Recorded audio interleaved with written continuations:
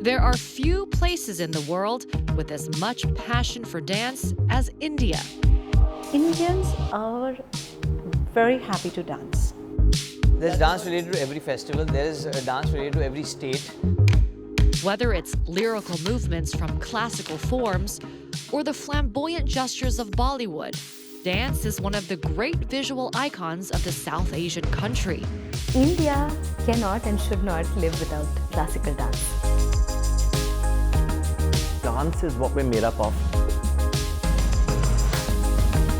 In the hip Hozkaz neighborhood of New Delhi, we asked some locals to show us their favorite dance move. Here, dance is a show of faith and a story to tell. It's a celebration and an identity. Dance is iconic India.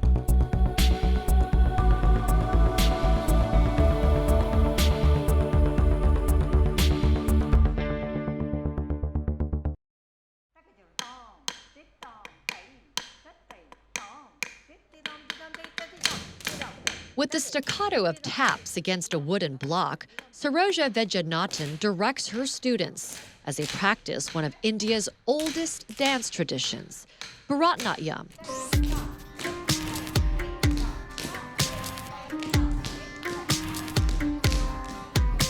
A display of theatricality and faith.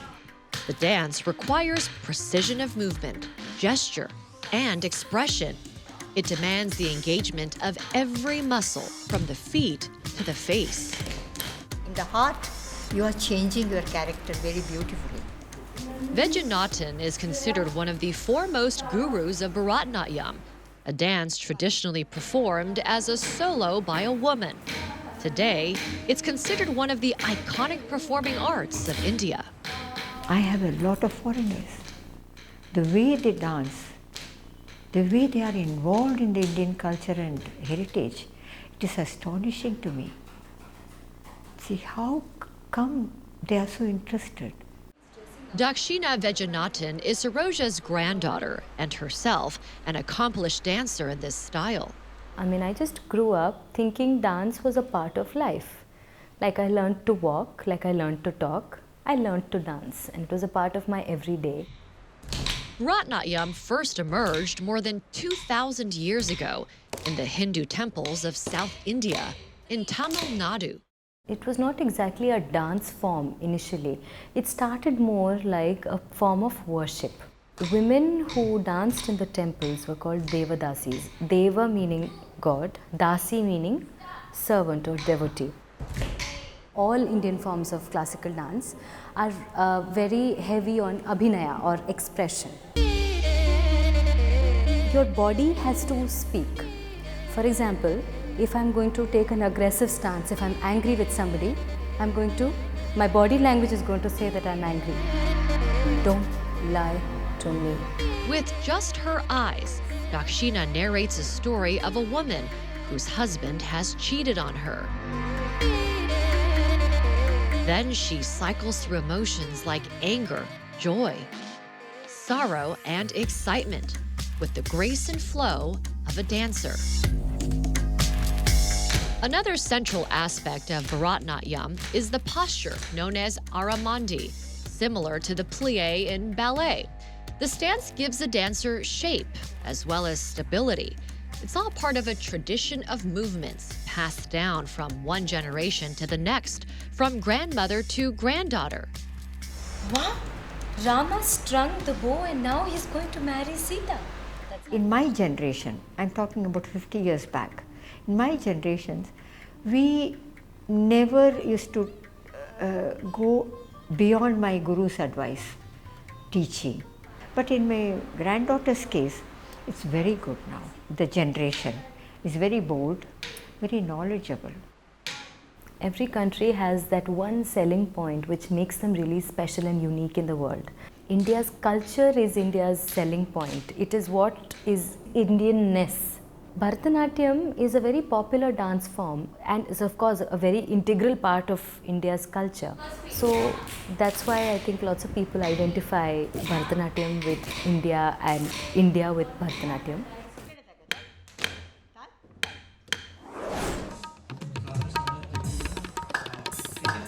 a barrage of strikes on the tabla, the whine of the harmonium, the full-throated cry of the singers.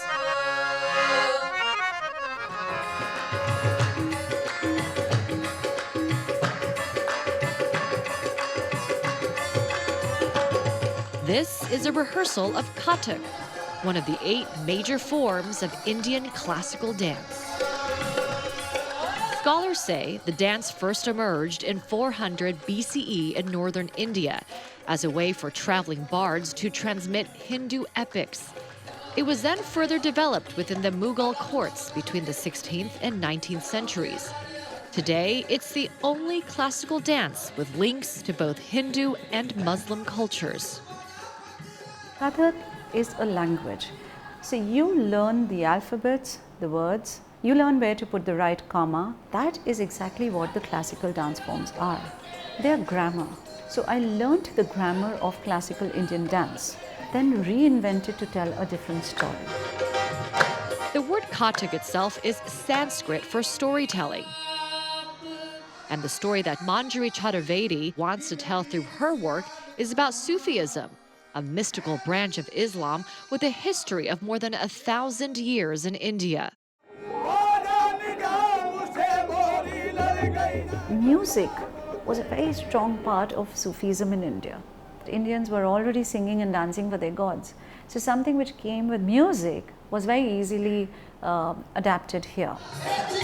Chaturvedi pioneered a new form of dance that she calls Sufi Kathak. She says her continuous pirouettes are a physical manifestation of a mantra, spins repeated over and over, as the music also takes on a hypnotic repetition. You're in a complete state of meditation because you're mindless. The only difficult part for me as a dancer during a performance is that I have to get my mind back to thinking that I'm on stage and have to finish it. So there's a turn which the universe is experiencing. So if we turn ourselves, then we are at one with the universe.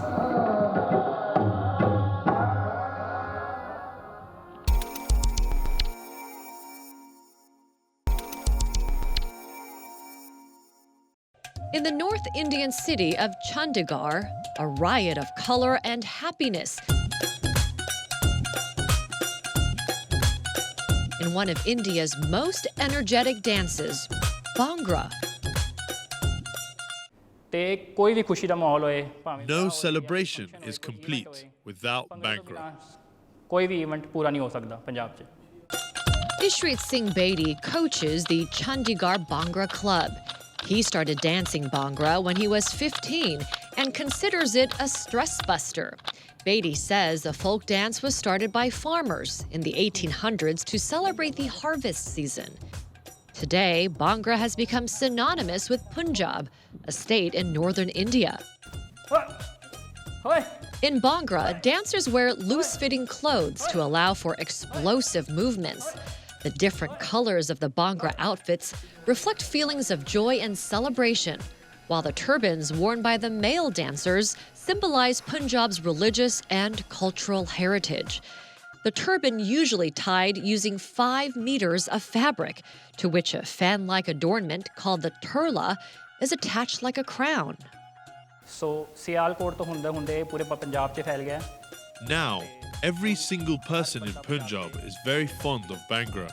It has spread all over the world because of Punjabi families migrating to countries like the UK, US, Australia, and New Zealand. On the wave of diaspora, the high-energy moves of Bhangra have spread beyond the farmlands of Punjab to reach the dance floors of weddings and nightclubs, and to announce to anyone who's watching that the party has begun.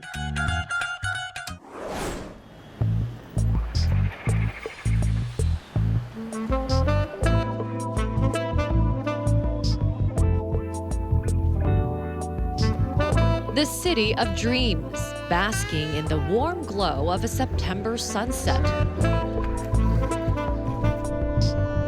Mumbai, India draws countless dreamers to its shores, seeking fame, fortune, and everything in between. the megacity is perhaps best known as the birthplace of Bollywood. The Indian film industry that captures millions of imaginations and billions of dollars each year.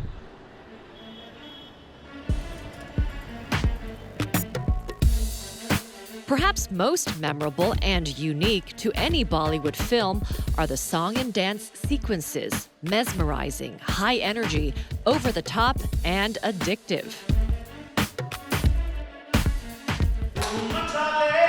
And there are few Bollywood choreographers working today in Mumbai with the stature and influence of Shamak Davar.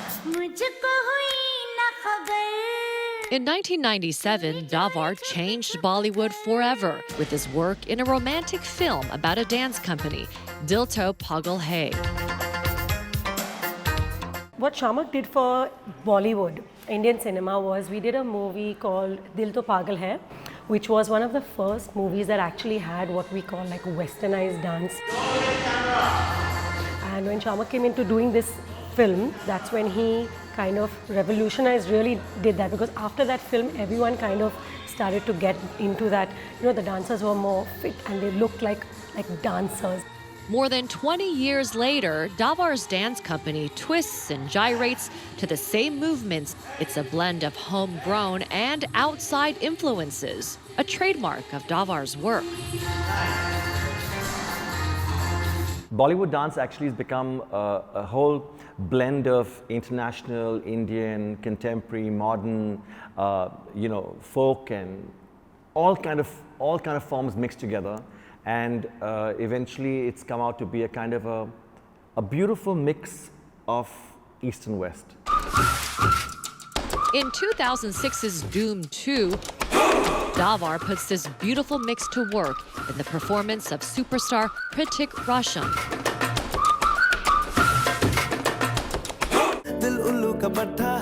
And more recently, in the quirky duet shot on the streets of Morocco in Jaga Jasoos.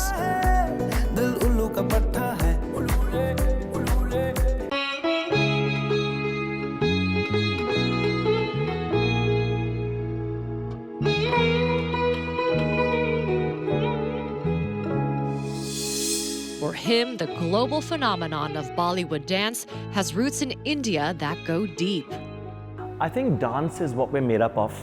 Religious festivals, our weddings, on the streets, we all dance, we celebrate. We live life through song and dance. We actually do it. It's all about celebrating who we are. We're song, we're dance, we're culture, and we're unity. And we're always embracing other forms to grow.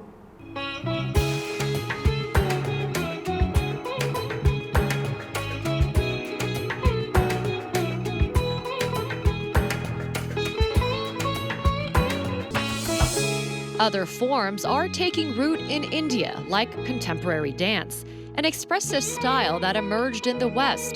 33-year-old Shakti Mohan is among a wave of young dancers, defining where dance is going in India today. In 2010, Mohan won the second season of Dance India Dance, a TV competition that she says catapulted her career. This year, Mohan made her debut as a Bollywood choreographer in Padmavat, a period drama about a queen.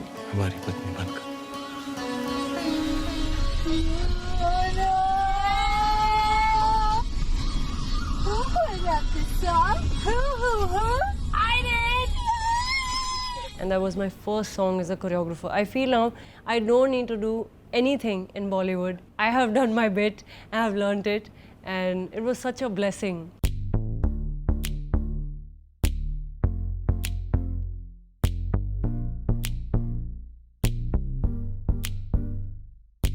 Her students today are hoping to replicate her success at her Mumbai studio. Nricha Shakti, or the power of dance.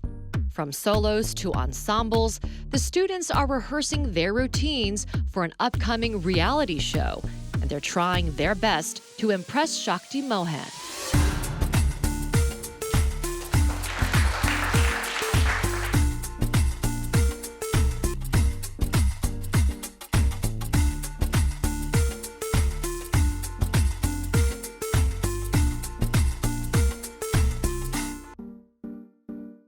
There are so many students who are spending their entire day here. I feel responsible for them. I hope they have a beautiful career in dance. I hope dance gives them what they are giving to it today. I feel when I dance, I'm able to communicate better, and that's the reason why I dance. I feel I can't express in words properly, not even with my face, but my body is able to communicate so much more, and I feel that's where the power lies.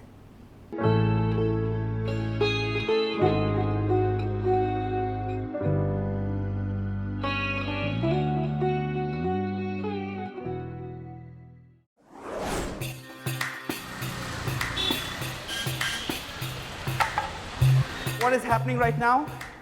You're doing this. You're falling, running. That's not dance. Okay? The dance would be when you take yourself to the edge and the body falls, catches. So give me that. Terrence Lewis was Shakti Mohan's judge and mentor during her season of Dance India Dance. He says he quit choreographing for the Bollywood film industry 10 years ago to focus on his role in television. Okay, I feel very emotionally about him. I feel he's the most wonderful human being, and he's one of the reasons why I became a dancer. So I'm really proud of what Shakti has achieved and what she has done, and she does it on her terms and conditions. Whatever happens, happens. So don't design your hands. Okay? Be more organic, be natural, be honest.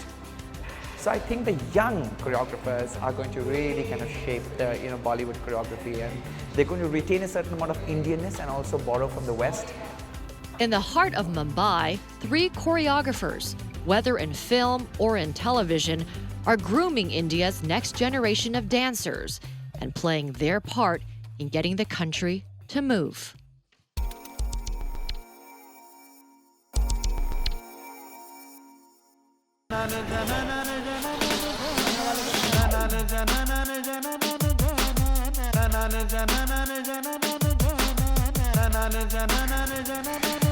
Odi Colony, New Delhi. In the capital city, next to Meher Chand Market, lies the country's first public art district. The walls here are covered with color and adorned with murals and street art. This is urban India, and urban India loves hip-hop. Here, you might find a display of dexterity. Dinesh Kumar Chabra shows us how to pop, lock, and finger tut in front of a mural of Indian hand gestures called mudras. Or maybe whacking is more up your alley. This is 19-year-old Purvi Khanna. Her moves originate from the gay clubs of 1970s Los Angeles. She learned them from YouTube in 21st century Delhi. Manu is the b-boy.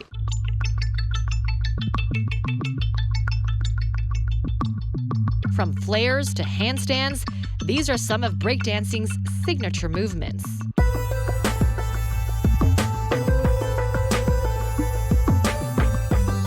All of these dancers come from Delhi Dance Academy, a local school that teaches various forms of dance. But director Aditya Sarma says hip-hop is easily one of the most popular. Most of the youngsters are, following hip-hop. At Delhi Dance Academy, we get a lot of queries about hip-hop dancing. People are, asking us about, can we learn popping here? Can we learn locking here?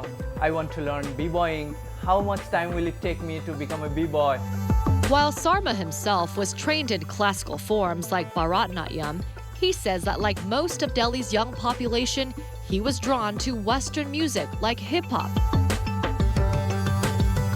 The genre first emerged on the streets of the Bronx in New York almost 50 years ago, but has gone on to garner fans the world over who influence hip-hop as much as it does them. Fusion is, I think, a great idea. This way we can respect each other's dance form. Not only hip-hop or, a classical, we can fuse anything.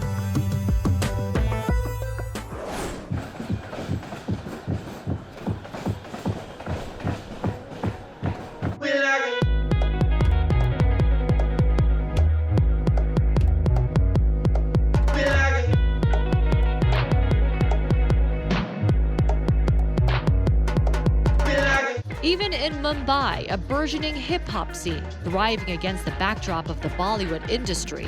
Subhash Naidu and Jack Lama are members of the Desi Hoppers, a hip-hop crew from Mumbai. Formed in 2015, their trademark style borrows from the Indian canon as well as more recent dance moves from the West. The crew members hail from different parts of India, but they're united by their love of hip-hop.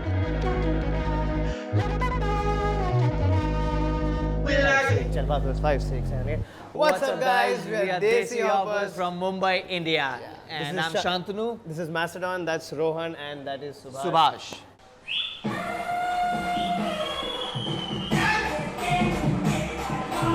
Today, the Desi Hoppers are performing a uniquely Indian take on Michael Jackson's They Don't Care About Us.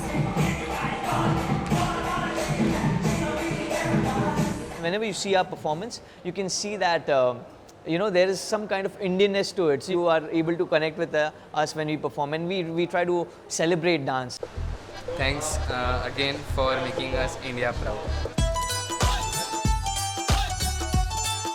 But today, fans of the Desi Hoppers are here to celebrate them at a meet and greet.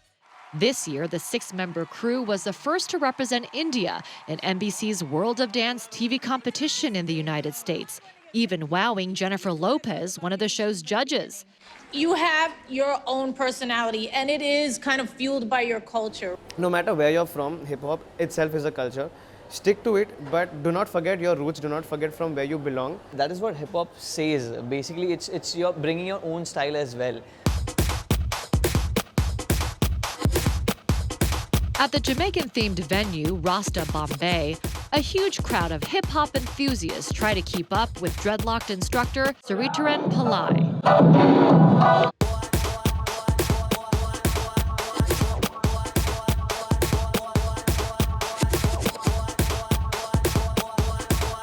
The hip-hop scene in Mumbai, I feel, is really good. I mean, it's really upcoming, and there are a lot of, underground, the underground scene is really upcoming. Whether on the streets of New Delhi or the seaside of Mumbai, the swagger of hip-hop has become a significant part of the dance vocabulary in India. But like most things in this country of more than 1 billion, hip-hop takes on another flavor here and finds its groove through synthesis.